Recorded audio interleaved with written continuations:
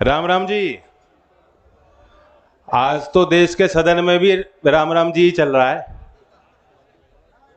जी राम जी कानून पे आज संसद में चर्चाएं आगे बढ़ रही हैं।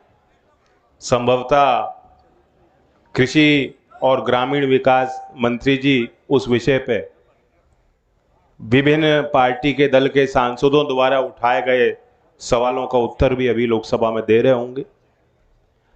और इस सब के बीच इतना महत्वपूर्ण समय और अपना कीमती वक्त आपसे मिलने के लिए निकालते हुए यहाँ आए महामहिम आचार्य जी का मैं बागपत के सभी इस धरती के ओर से जनता के ओर से अभिवादन करता हूँ और आभार व्यक्त करता हूँ। इनके मन में हृदय में किसानों के लिए एक भावना है कि वे चाहते हैं कि किसानों का सशक्तिकरण इस देश को आगे ले जाने वाला एक महत्वपूर्ण काम है और चुनौती भी है। और जो भी इनको अवसर मिलता है, जो भी इनको पद मिलता है, मंच मिलता है, वो उस ओर सभी का ध्यान भी आकृष्ट करते हैं और प्रयास भी करते हैं कि आज का किसान जहां एक तरफ आधुनिकता की ओर जा रहा है, वहीं उसकी लागत भी नियंत्रण में रहे और आर्थिक तरक्की और प्रगति के पथ पे किसान और किसान का परिवार, उसके साथ जुड़ा हुआ श्रमिक और संपूर्ण ग्रामीण भारत चल पाए। तो मैं धन्यवाद देता हूं। जब मेरी भेंट माननीय राज्यपाल जी से हुई थी तो 5-10 मिनट की बातचीत में मुझे लगता है 2 मिनट उन्होंने चौधरी साहब पे अपनी स्मृति बताई और फिर उन्होंने मुझे बताया मैं चौधरी साहब की कर्मभूमि को एक बार खुद देखना चाहता हूं और मैं चाहता हूं कि आप किसानों की कार्यशाला लगाओ। और मैं खुद व्यक्तिगत तौर से जो मेरे अनुभव हैं एज अ किसान, और आज राज्यपाल के बड़े पद को, संवैधानिक पद को एक दायरे के साथ, एक डिग्निटी के साथ आप निभा रहे हैं, लेकिन मुख्य तौर पे आप एक शिक्षक भी हैं और एक किसान हैं। गुरुकुल की शिक्षा पद्धति को, भारतीय संस्कारों को जीवंत रखने के लिए आपके प्रयास रहे और गांव के लोगों के लिए, गांव की अगली पीढ़ी को सशक्त बनाने के लिए, राष्ट्र के मुख्यधारा में उसको लाने के लिए जीवन भर के आपके प्रयास रहे। और उसी के सम्मान में आज आपको एक बड़ा दायित्व मिल रहा है और मुझे पूरी उम्मीद है कि आज का ये कार्यक्रम उपस्थित सभी के लिए बहुत लाभ का रहेगा। सभी लोग यहाँ से जब लौटेंगे तो उनको महसूस होगा कि आज एक अच्छे कार्यक्रम में शामिल हुए। और इसलिए मैं इस कार्यक्रम को कराने में सभी जुटे कार्यकर्ताओं को धन्यवाद देता हूँ। जयदेव जी, जिनका अभी जीवन का रास्ता, जीवन पथ पे उन्होंने क्या क्या हासिल किया है, अभी कम ही उम्र है, आगे भी बहुत कुछ करना है, उनके साथ भी हम सब की मनोकामनाएं हैं, शुभकामनाएं हैं। सब लोग चाहते हैं कि मैं अपने गांव का विकास करूं, अपने क्षेत्र का करूं। और ऐसे में जयदेव जी और कुछ संभ्रांत लोग जब कुछ दिन पहले मेरे पास आए थे, उन्होंने मुझे कहा कि हम चौधरी अजीत सिंह जी की यादगार, उनकी स्मृति में कुछ करना चाहते हैं और उनके मन में इच्छा थी कि हम चौधरी अजीत सिंह जी की एक मूर्ति लगवाना चाहते हैं। तो उस समय हमने बात की कि मूर्ति अच्छा है और अगर समाज के लोग ऐसा निर्माण करना चाहते हैं तो मैं सहयोग करूंगा। लेकिन चौधरी अजीत सिंह जी के जो कोशिश थी अपने लोगों के लिए शिक्षा से नौजवानों को जोड़ने की, वो खुद आईआईटी खड़गपुर से पढ़े थे, फिर विदेश में जाके उन्होंने, और उस समय बताते हैं कि चौधरी चरण सिंह जी को उनकी पढ़ाई में सहयोग करने के लिए भी शायद कुछ लोगों से पैसे जुटाने पड़े थे। तो वो भी एक दौर था जो बड़े राजनेताओं के पास वो चकाचौंध और संसाधन नहीं होते थे अपने परिवार के लिए भी। तो चौधरी अजीत सिंह जी ने फिर 20 साल बाहर विदेश में रहे और जब जनता की क्षेत्र की पुकार आई, अपने उस जीवन शैली को छोड़ के आपके प्रति उन्होंने अपना जीवन समर्पित किया और पीछे कभी मुड़ के नहीं देखा।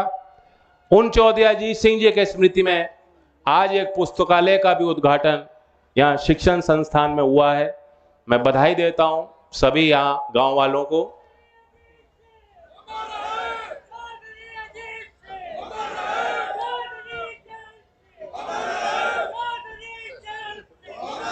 और ये जो नारे ले रहे हैं इनकी फोटो बड़ी वायरल जाती है जब भी लेते हैं मैं इनको अच्छी तरह पहचानता हूं। सहयोग करो जी।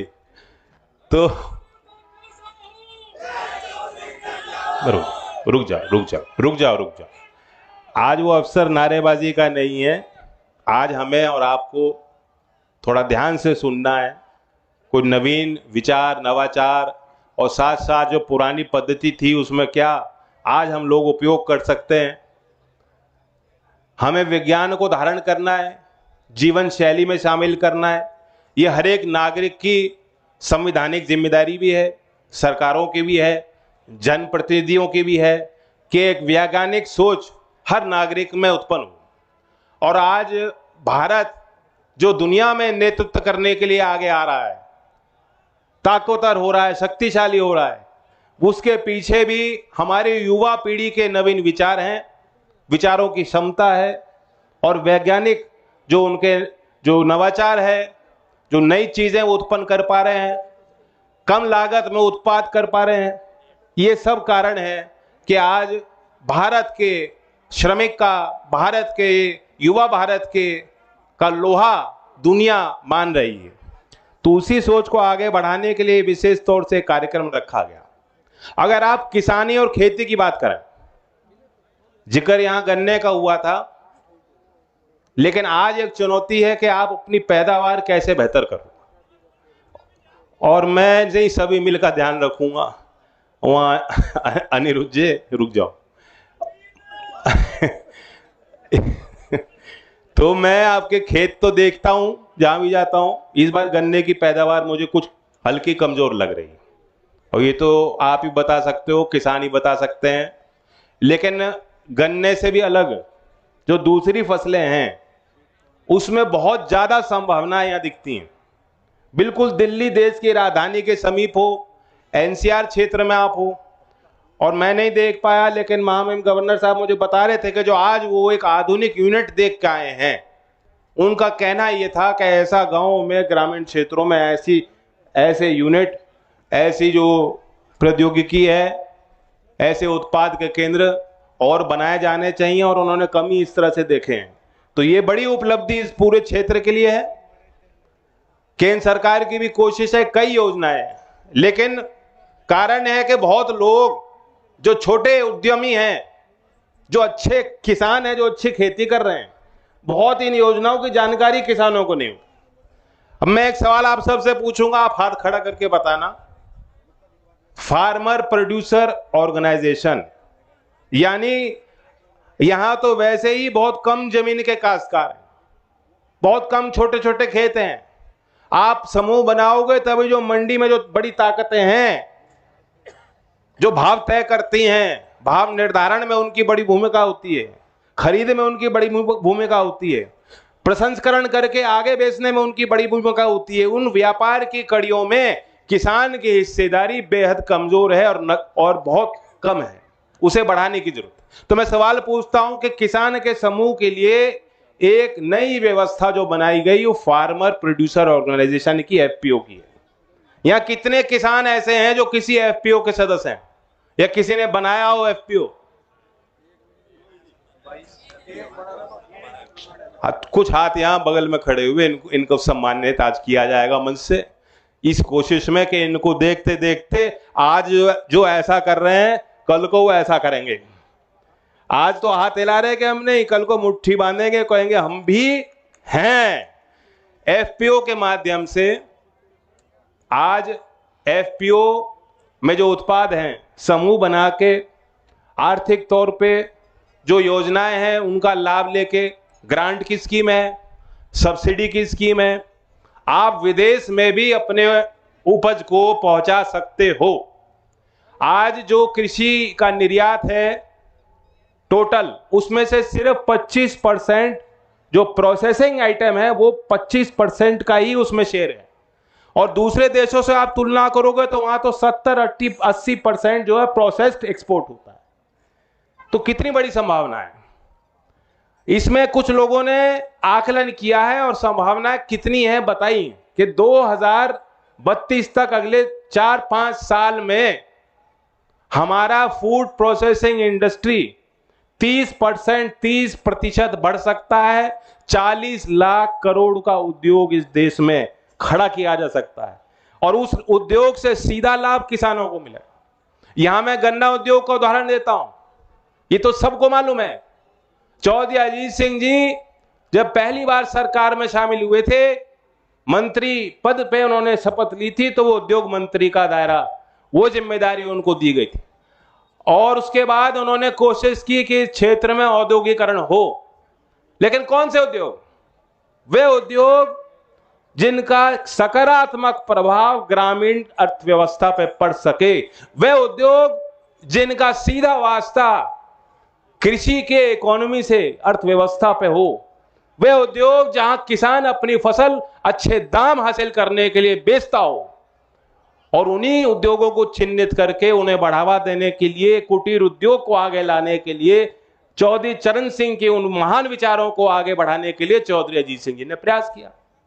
अब गन्ना उद्योग एक वो उदाहरण है कि जब मैं पहली बार लोकसभा में सांसद के तौर पे बोल रहा था तो उसमें एफडीआई इन रिटेल का एक विषय आया कि विदेशी निवेश को खोला जाना चाहिए या रोका जाना चाहिए।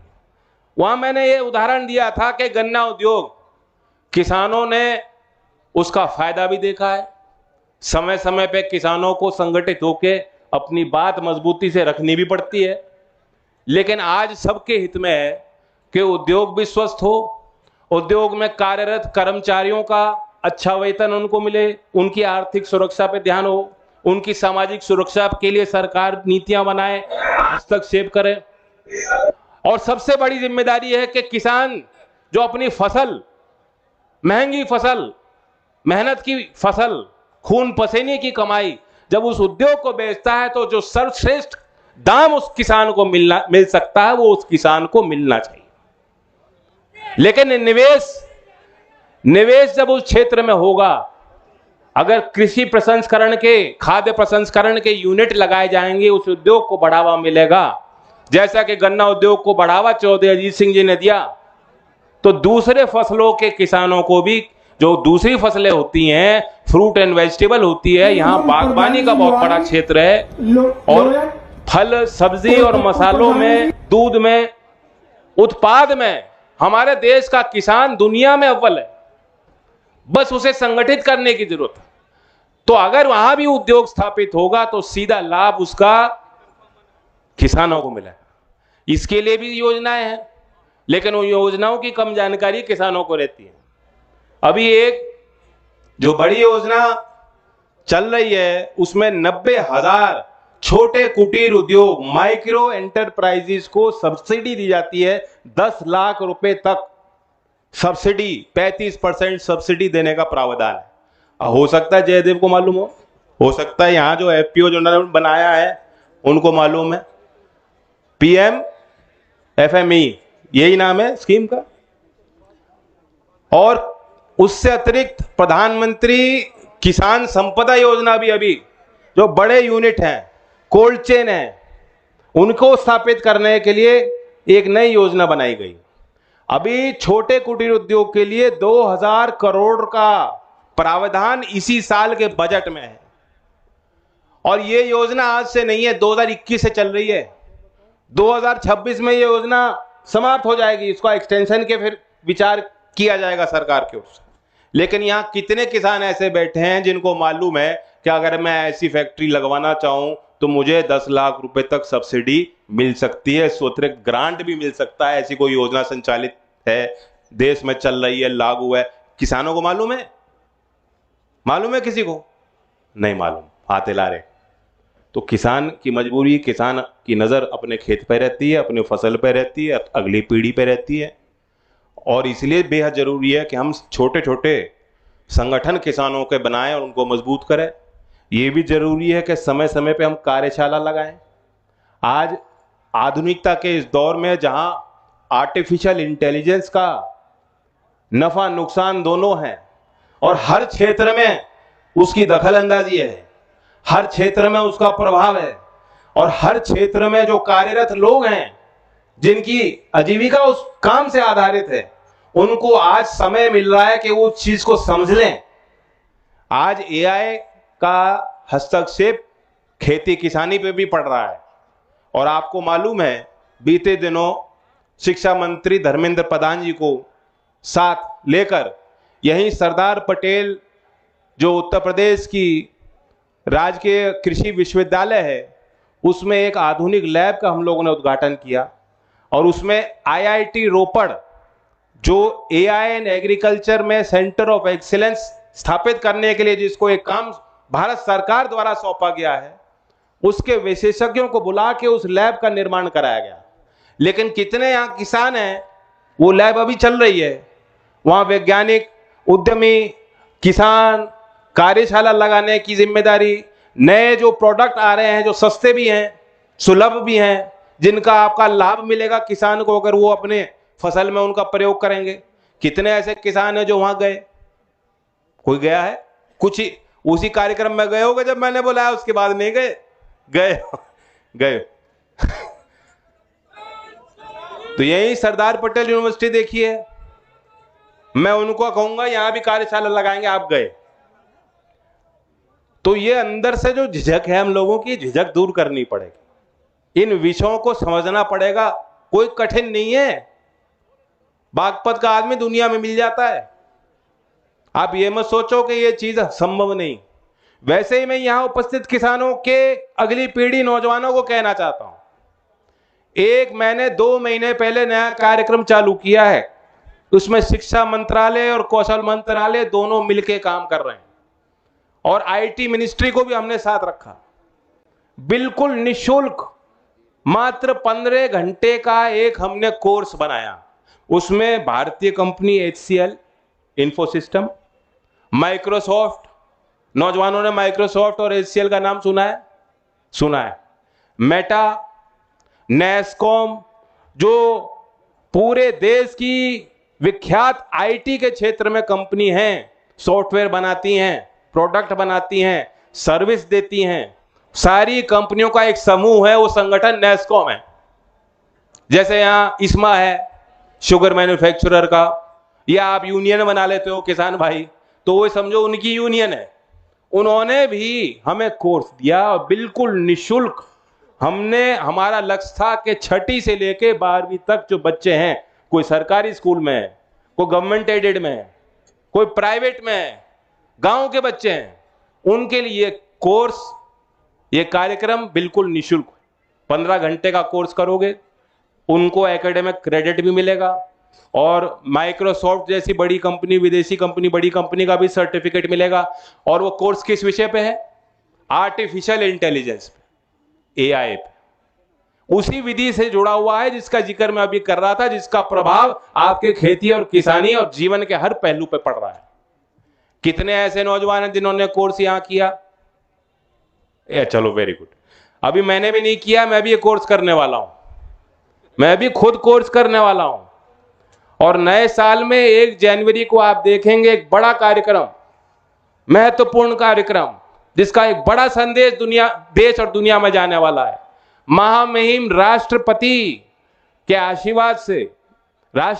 आशीर्वाद से इसी स्किल कार्यक्रम को, स्किलिंग फॉर एआई रेडीनेस कार्यक्रम को हम आगे और उस पद्धति को बढ़ाने के लिए प्रयास करने जा रहे हैं। तो 1 जनवरी को एक बड़ा कार्यक्रम, और उससे पहले मैं सुन लूंगा जी वरना मेरी दिमाग में चीजें गुम हो जाएंगी। मुझे याद है, अभी कह लें तो एक बड़ी चीज है, एक तारीख आ रही है जिसका सीधा जो है संपर्क आपसे है, जो आपके दिल को छूने वाली तारीख है किसान दिवस, चौधरी चरण सिंह जी की जयंती। और आप अपने अपने तरीके से मनाते ही हो, सब लोग किसान घाट भी पहुंचते हैं। उसके बाद मैं संसद भवन में चौधरी साहब की तस्वीर लग रही है सेंट्रल हॉल में, वहां जाता हूं। अब वे संविधान भवन के तौर पे उसे उस भवन को उस भवन को दिया गया है टैग। मैं वहां जाऊंगा, लेकिन उस दिन मैंने एक कार्यक्रम अपने मंत्रालय में रखा। चौधरी चरण सिंह जी किसानों के नेता थे, ये तो सब जानते हैं। वे ग्रामीण भारत को देश के विकास से जोड़ के देखते थे, वे सब लोग जानते हैं। लेकिन चौधरी साहब एक कुशल प्रशासक थे, इस ओर हमारा ध्यान जाना चाहिए। और इसलिए मैंने एक हफ्ते का मंथन कार्यक्रम अपने 23 तारीख को मैं अपने कार्यालय में दिल्ली में करूंगा, कौशल विकास भवन में। वे पब्लिक का कार्यक्रम नहीं, आपको आने की जरूरत नहीं, आप तो चौधरी साहब को याद करना, यहीं क्षेत्र में कार्यक्रम होंगे किसान घाट पे आना। लेकिन मैंने सभी अधिकारियों को कहा है कि आप सोचें कि आपकी जो ये प्रणालियां हैं, ये फॉर्म भरो, ये प्रमाण पत्र दो, यहां अप्लाई करो, फिर दोबारा अप्लाई करो, फिर सत्यापन करो, उसके बाद जो किसी योजना का लाभ आप ले पाते हो। एक आम व्यक्ति के लिए, आम नागरिक के लिए सरकारी योजनाएं सुलभ होनी चाहिए। बताओ, राजी हो इस बात के लिए? नहीं हो। जैसे मैंने आज आपसे पूछा, इन योजनाओं का जानकारी आपको नहीं, तो सरकार का भी ये निरंतर प्रयास है। जन विश्वास कानून आया था कि हम पुराने कानूनों को समीक्षा करके स्टैट्यूट बुक से हटाएं। अभी संसद सत्र में भी एक रिपील कानून जो है पारित हुआ, और उसी प्रयास को आगे बढ़ाने के लिए मैंने 1 सप्ताह का समय अपने कार्यालय को दिया है, मंत्रालय को दिया है। फिर 1 जनवरी जो नया वर्ष है उसकी शुरुआत मैंने कहा है कि आप एक समीक्षा करके एक मसौदा तैयार करें, व्यवस्था बनाएं कि हम अपनी कौशल विकास मंत्रालय में प्रत्येक योजना को शुरुआत से लेकर आखिर तक, लाभार्थी तक देखेंगे कि उस प्रणाली को हम कैसे सरल और सुलभ और आपकी पहुंच तक उसे पहुंचाने के लिए बना सकें, कोशिश करें। मैं, क्योंकि आज संसद भवन में जीराम जी की चर्चा हो रही है, उस विषय पे मैं इतना ही कहूंगा कि किसानों की बड़ी मांग होती थी कि उस योजना को कृषि क्षेत्र से जोड़ा जाए, जो ग्रामीण क्षेत्र के श्रमिक के लिए वो योजना बनाई गई।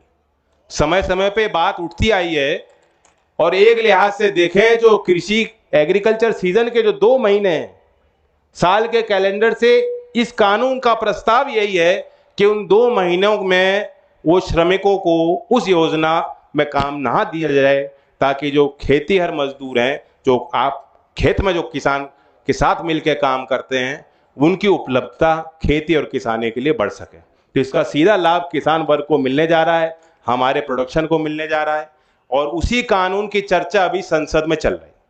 तो मैंने महामहिम से अनुमति ली है, और हम पंचायती मिजाज के लोग हैं।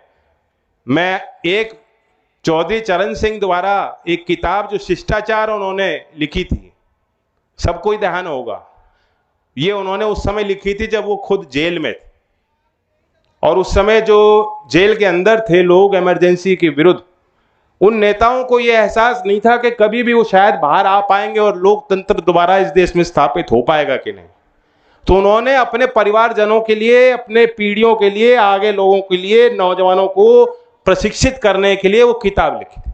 शिष्टाचार किताब में उनकी एक बात, उन्होंने ये उनका कहना था कि जैसा व्यवहार और आचरण और सेवा और सहायता की अभिलाषा आप दूसरों से करते हो, सर्वप्रथम आपको दूसरों के प्रति ये अपने व्यवहार में जोड़ना होगा।